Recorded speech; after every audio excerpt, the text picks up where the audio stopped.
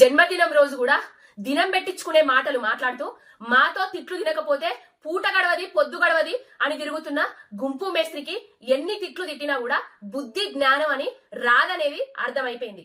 అరే గుంపు మేస్త్రి, 60 ఏళ్లు తెలంగాణను పాలించింది ఎవరు? 10 ఏళ్లు చంద్రబాబు నాయుడు సంకలజొచ్చి బ్యాగులు మోసింది, చెప్పులు మోసింది, బూట్లు మోసింది ఎవరు? మీరు కాదా రబై? మూసికి మురికికి కారణం మీరు కాదా? ఫ్లోరైడ్ రక్కసికి కారణం మీరు కాదా? ఎవర్రా బై కుక్క సాగు వచ్చేది? ప్రధానమంత్రి టేబుల్ ముందట ఫ్లోరైడ్ బాధితులను తీసుకుపోయి పండబెట్టినా కూడా సమస్యకు పరిష్కారం దొరకలేదు.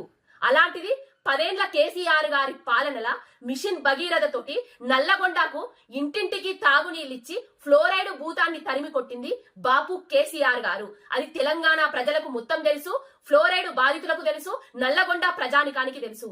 కుక్క సాగు వచ్చేది ఫ్లోరైడ్ రక్కసిని తీసుకొచ్చిన మీరు, మూసిని మురికి చేసింది మీరు కాబట్టి మురికి సాగు చేస్తారు. ఏం మాట్లాడుతున్నావు రాబాయ్? నోరా మోరా 50,000 కోట్ల ప్రాజెక్టును 1,50,000 కోట్లు చేసి లూటీ చేయడానికి చూస్తున్న లూటీ రెడ్డివి నువ్వు కాదా?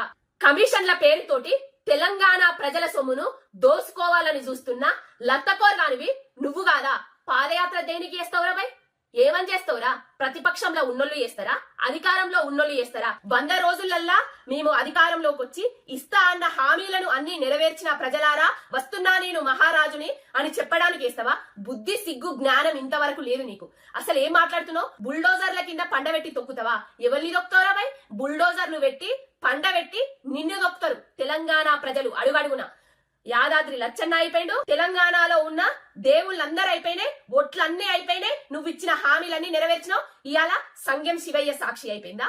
కార్తీక మాసంలా సంగెం శివయ్య సాక్షిగా నువ్వు ఒట్లేసినావు కదా, ఆ సంగెం శివయ్యనే చూస్తాడు నీ అలవి కాని హామీలు, నీ ఒట్లు, నీ తిట్లు, నీకు రేపు పట్టబోయే గతి ఆ దేవుడే నిర్ణయించబోతున్నాడు. బిడ్డ గుంపు మేస్త్రి, కొంచెం ఆగు, జర సోచో. నీ పాలనలా తెలంగాణ ప్రజలు ఆగమైపోతున్నారు.